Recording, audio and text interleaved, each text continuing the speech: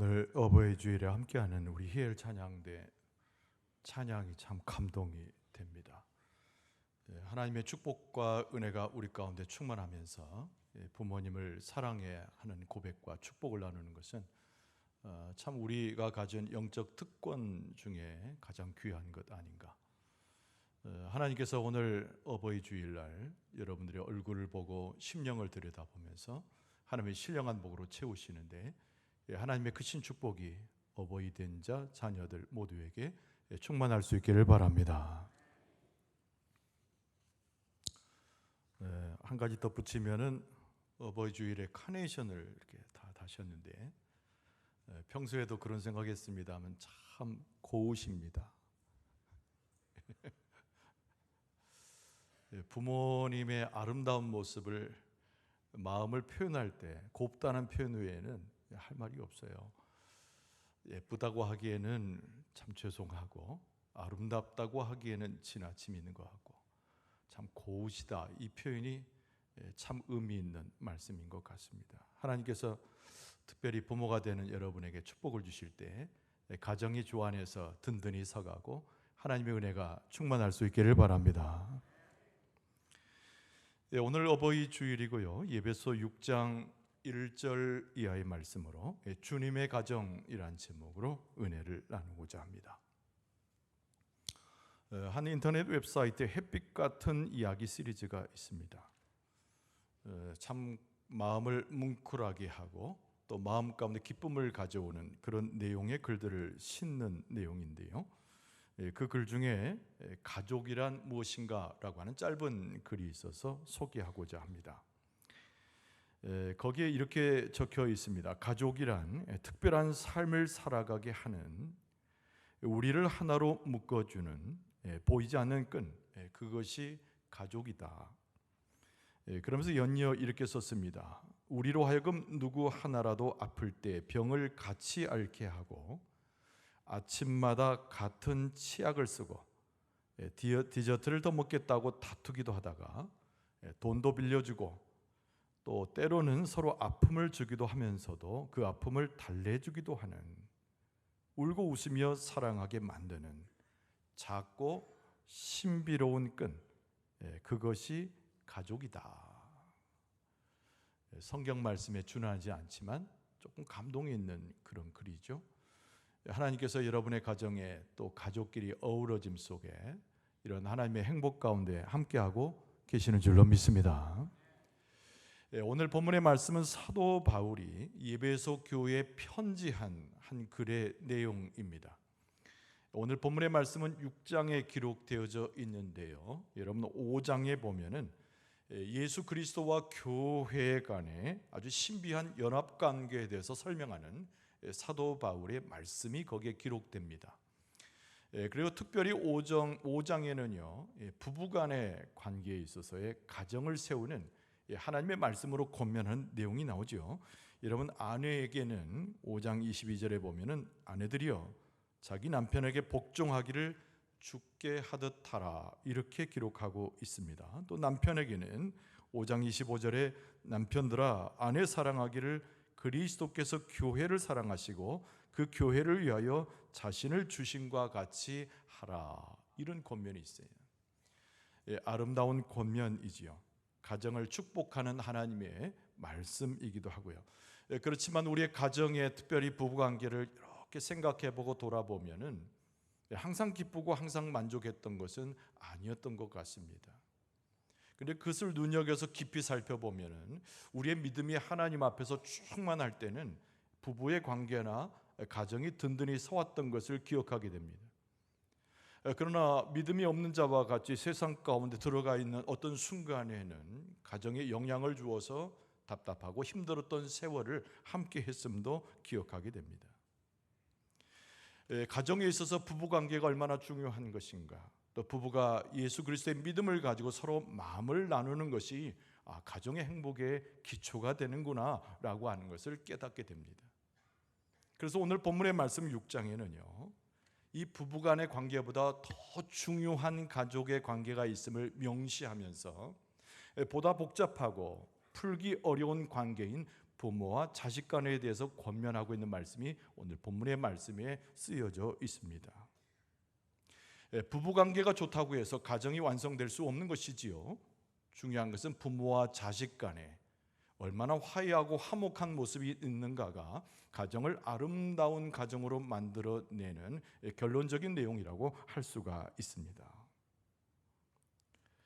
사도 바울은 오늘 본문의 말씀 가운데서 5장의 기조를 계속 이어가고 있어요. 예수 그리스도와 교회의 관계, 또 그 가운데 섞여져 있는 성도들의 특별히 이 가정의 삶에 대해서 연결짓고 있습니다. 예수 그리스도께서 가정을 만져주실 때, 예수 그리스도께서 가정과 함께 하실 때, 예수 그리스도의 복음을 통해서 가정이라고 하는 것이 충만한 하나님의 은혜를 누릴 수 있음을 강조합니다. 근데 아까 부부의 이야기든 오늘 본문의 말씀에 나오는 부모와 자녀의 관계이든 여러분 5장에 나오는 18절의 말씀이 기초가 되는데요. 거기 말씀에 보면 성령으로 충만할 것을 권면하는 사도 바울의 표현이 나옵니다. 예수 그리스도로 합하여지고 예수 그리스도를 통해서 아름다운 은혜를 나누는 가정의 삶을 살기 위해서는 그 가정에 역시 성령의 충만함이 있어야 된다는 것을 강조하고 있는 것이죠.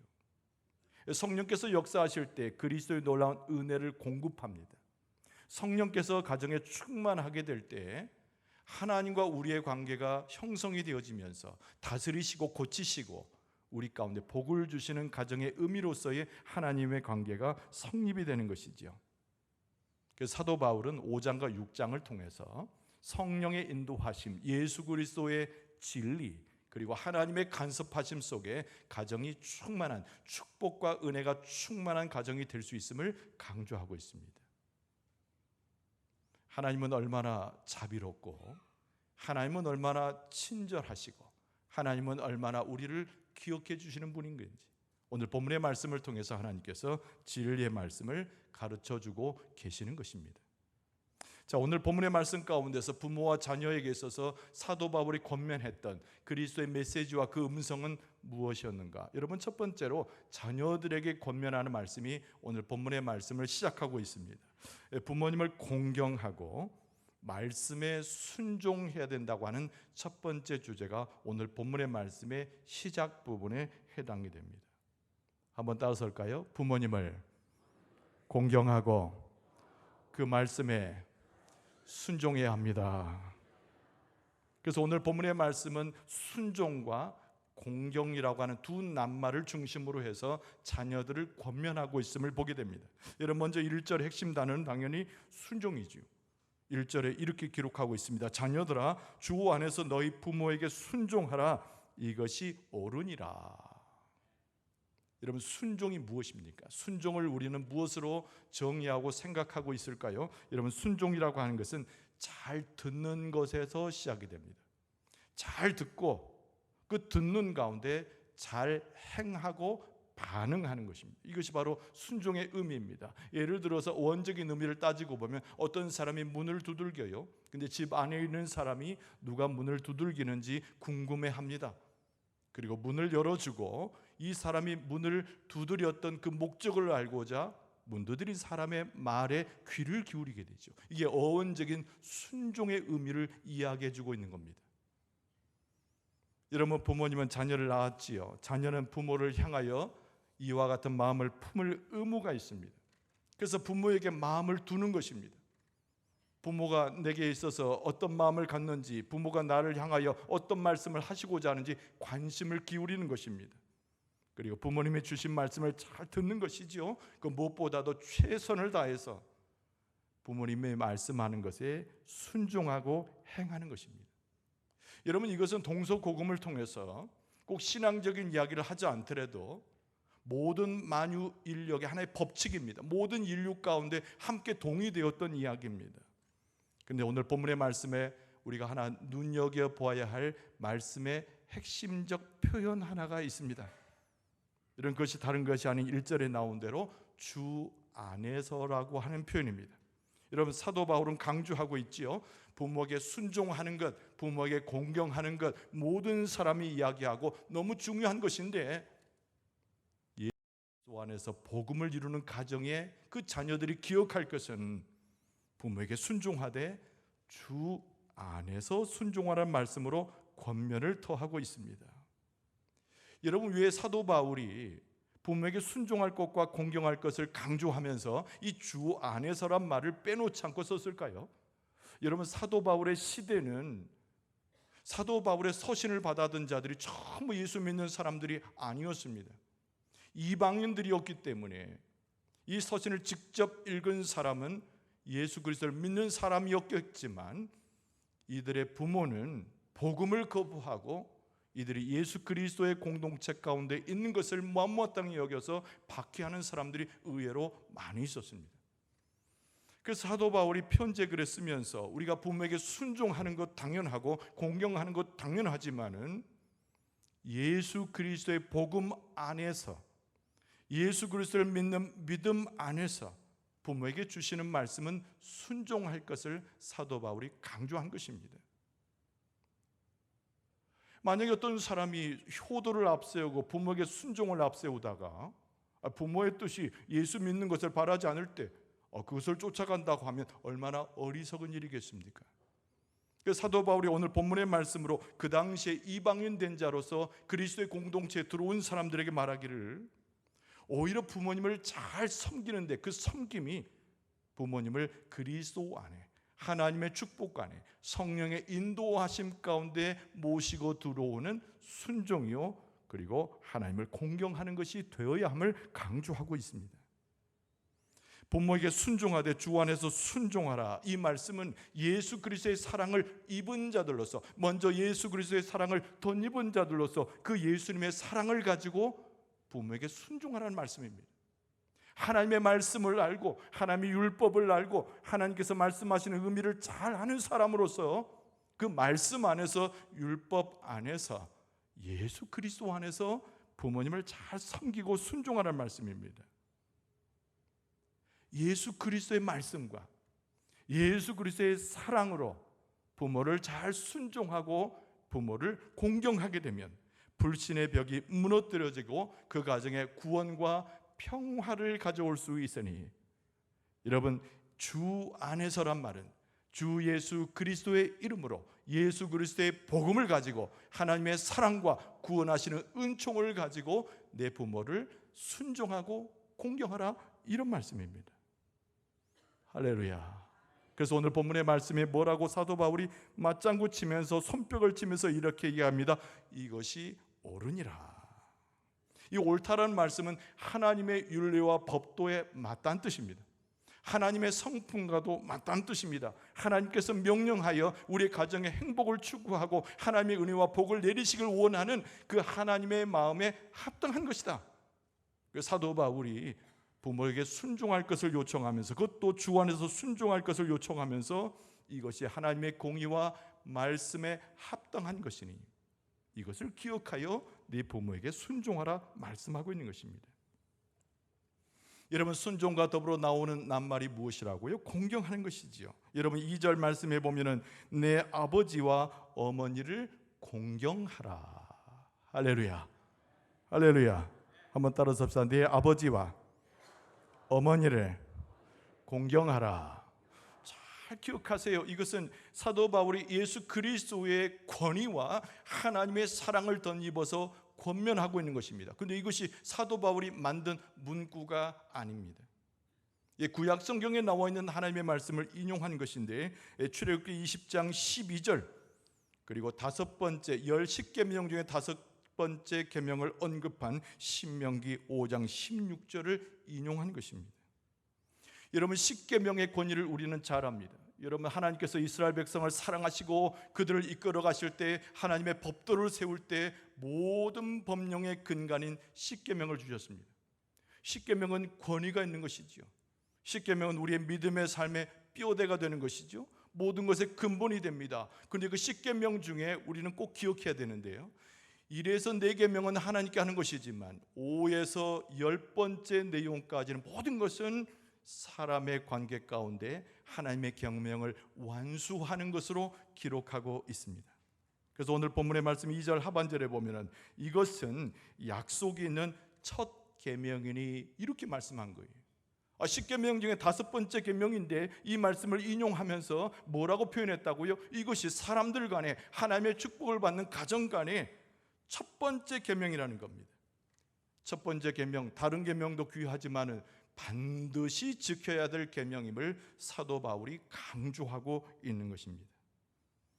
그런데 매우 중요한 것은 이 첫 번째 계명, 너무나 중요한 부모를 공경할 것을 요청하는 첫 번째 계명, 부모를 기억하여 하나님의 사랑으로 대할 것을 말하는 이 첫 번째 계명에는 하나님의 언약이 따릅니다. 그런데 그 언약이 무엇인가 하니 축복의 언약이라고 하는 것을 기억할 필요가 있습니다. 오늘 본문의 말씀 3절 말씀에 보면은 이 계명을 잘 지키는 자가 하나님 안에서 어떤 축복을 받는가를 쓰고 있습니다. 3절 말씀에 이로써 그랬습니다. 이로써 네가 잘되고 땅에서 장수하리라. 할렐루야. 이 말씀이 우리에게 이루어지길 원하는 분은 더 큰 소리로 아멘하길 바랍니다. 이로써 네가 잘되고 땅에서 장수하리라. 부모를 공경하되 부모에게 순종하되 그리스도 안에서 하나님의 품성과 하나님의 율법을 지키고 하나님의 계명을 이해하는 모습으로 행하는 자에게 하나님께서 그냥 내버려 두시는 것이 아니라 엄청난 축복을 주시는데 말씀하고 있기를 네가 이 땅에서 무엇을 행하든지 잘 되고 이 땅에서 행할 때에 건강하고 생기가 넘치고 영혼이 소성되는 하나님의 장수의 축복을 받을 것이다. 이걸 선포해야 돼요. 여러분 신명기 28장 2절 이하에는 이 받은 복에 대해서 받을 복에 대해서 자세히 쓰고 있습니다.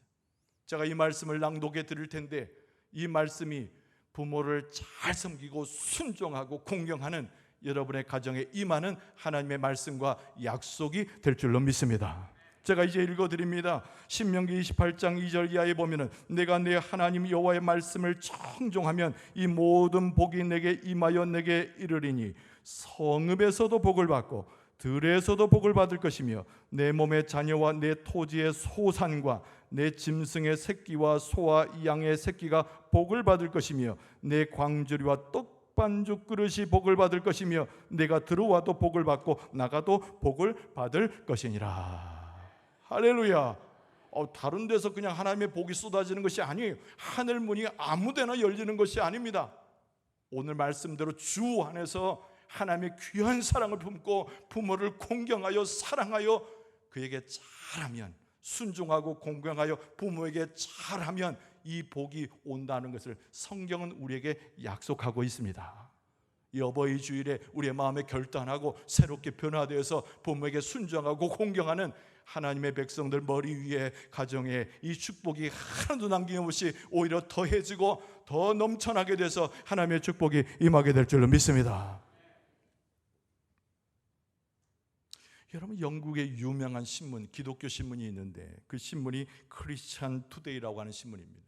우리나라가 아니고 영국이. 왜 영국임을 강조하느냐면 그 영국에 나오는 크리스찬 투데이라고 하는 기독교 신문에 성인이 된 자녀가 부모를 공경하는 방법 5가지를 써놓았기 때문입니다. 영국은 서양이지요. 우리는 동양입니다. 우리는 효를 중요시 여기기 때문에 부모를 공경하는 것은 당연하다 생각하는데 서양 사람들도 똑같은 생각을 한다는 겁니다. 영국에 있는 크리스찬 투데이라고 하는 기독교 신문에서 쓴 겁니다.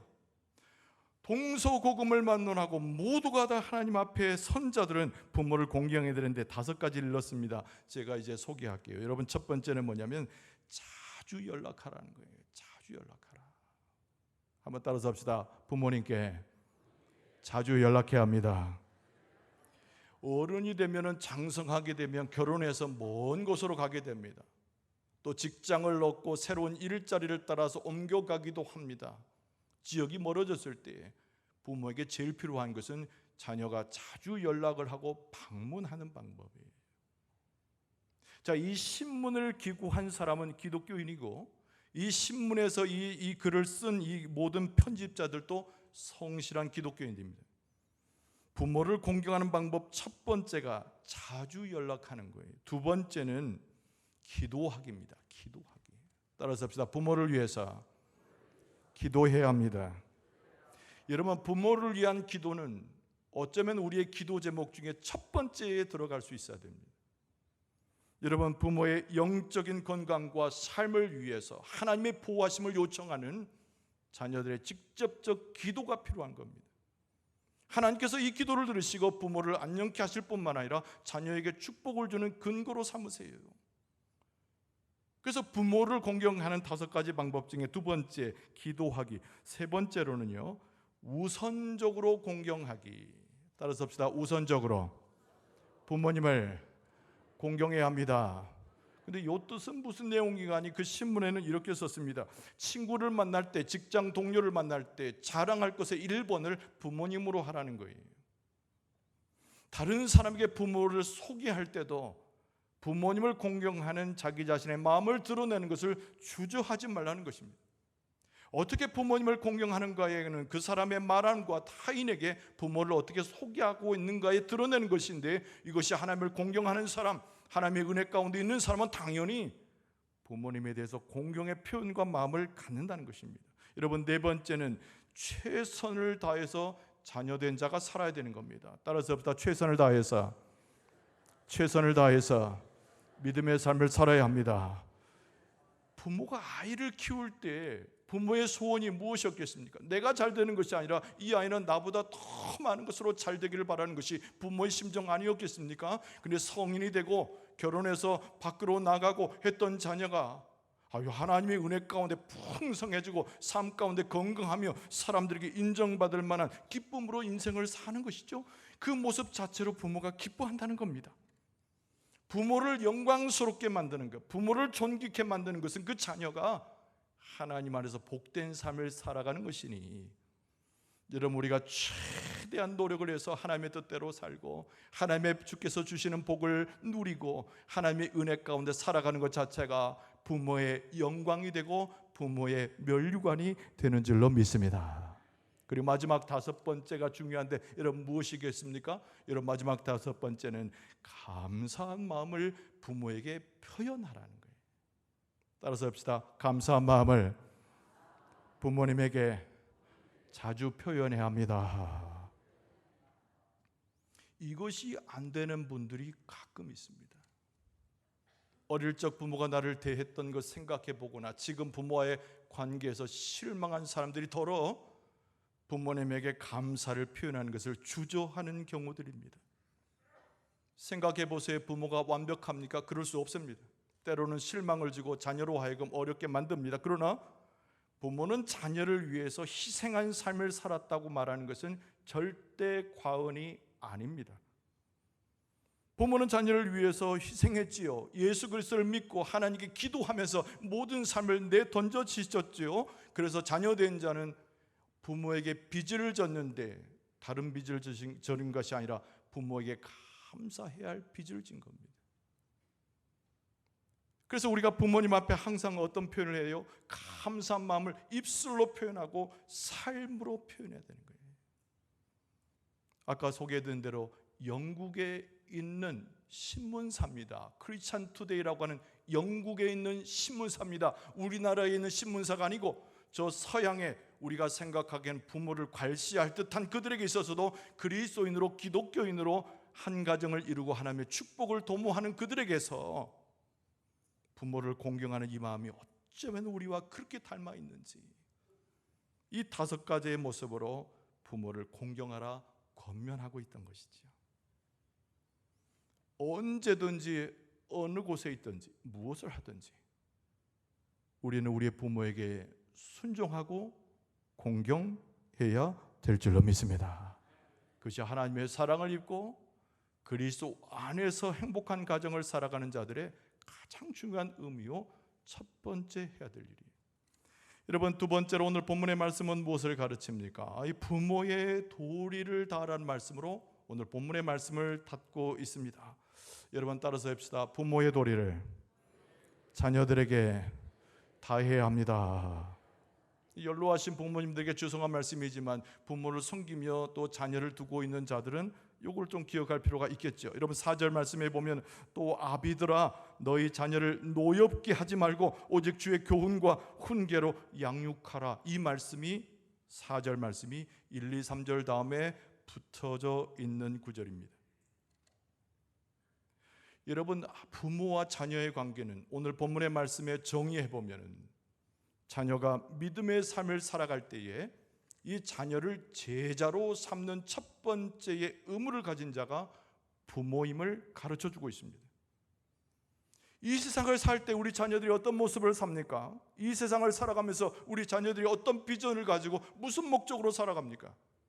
부모가 그것을 가르쳐 주는 것인데 예수 그리스도의 제자가 되도록 자녀를 이끌어 주는 것이 부모의 책임이요 해야 될 의무라는 것입니다.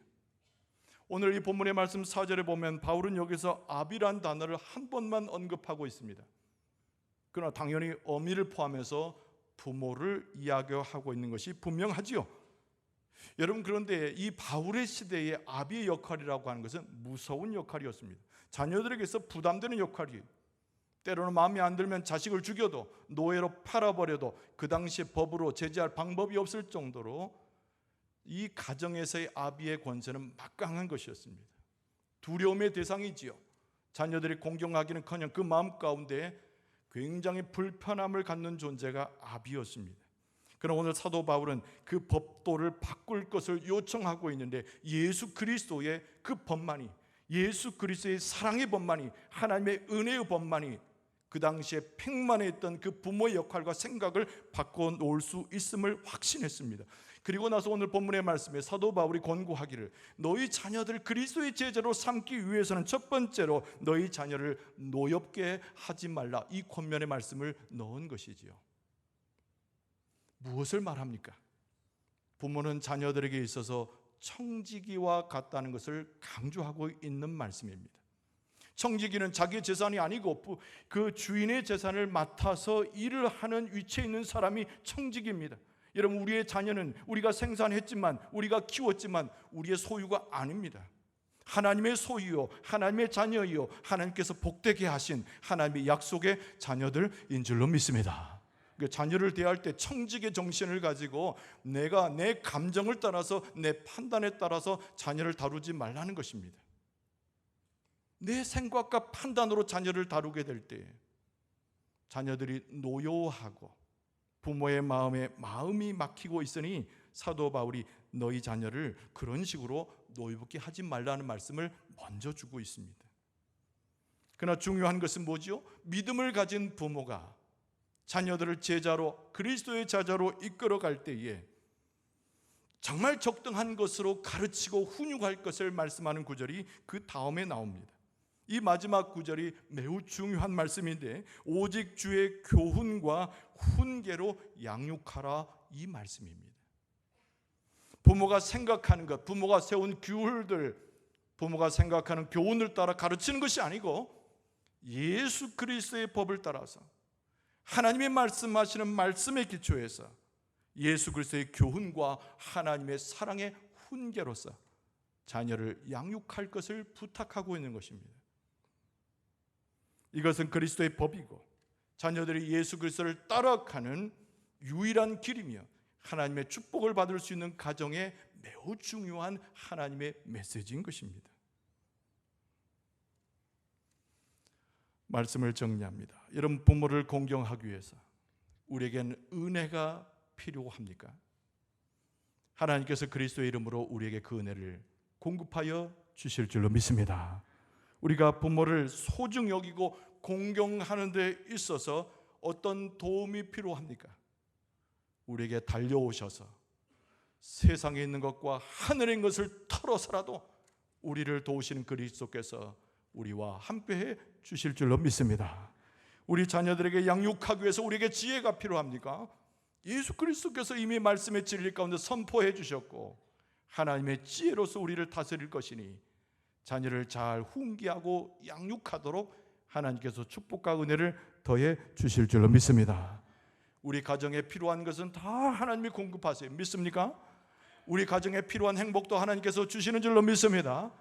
그러나 오늘 본문의 말씀에 나와 있는 대로 이 자녀들로서 하나님에게 그러하듯이 부모에게 순종하고 공경하면 하나님의 놀라운 축복이 임할 뿐만 아니라 예수 그리스도의 이름으로 훈계하고 양육할 때 자녀들도 부모를 공경하며 하나님의 역사 가운데 하나님의 축복을 기리게 될 것입니다. 하나님의 놀라우신 은혜, 축복, 예수 그리스도의 개입하심과 같이 우리의 삶이 변화가 되고 하나님의 나라를 이루어가는 여러분과 저의 가정이 될 수 있기를, 여러분의 부모와 자식의 관계가 되어질 수 있기를 주의 이름으로 축원합니다.